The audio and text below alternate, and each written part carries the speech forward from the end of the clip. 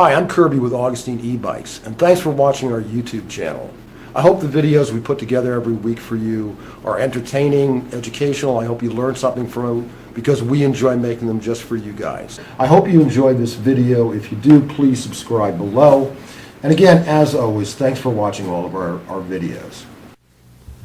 I've ridden thousands and thousands of miles on all types of tires, and I can say without exception, the Schwalbe Marathon Plus mountain bike tire is the most puncture-proof tire I've ever ridden. You know, it's one thing to get a flat on a regular bike that can easily be fixed on the road. But when you're riding an e-bike and get a rear flat with a hub motor, there's a whole nother level of repairs that have to take place.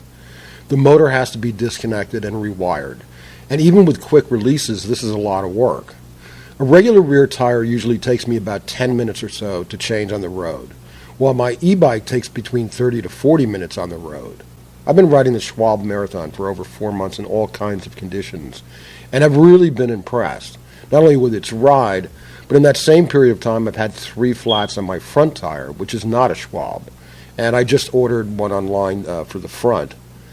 I ride between 20 to 40 miles a day, so I'm usually far from bike stores or help, so flats really suck, and I just have to say, I hate flats.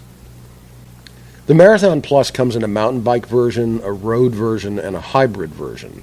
I'm riding the mountain bike version.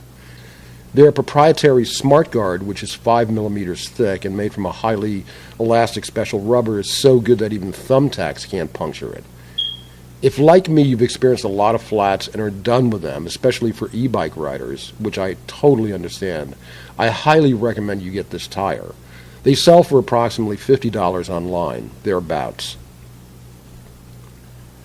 For additional protection, I would also recommend using a sealant. This can be poured right into the inner tube. However, you're going to need a valve remover, which costs about $5 or $6 to complete this part. There are many brands on the market. I'm using Slime, which is a really popular brand. This provides additional protection from punctures. One caution is check the label to make sure that it works with your valve type. I learned the hard way. Some are designed for Schrader valves and some are designed for Presta valves. Given the amount that I ride, I am trying to bulletproof my bike from having these kinds of problems. These are the basic bike problems, but they really can dampen your day.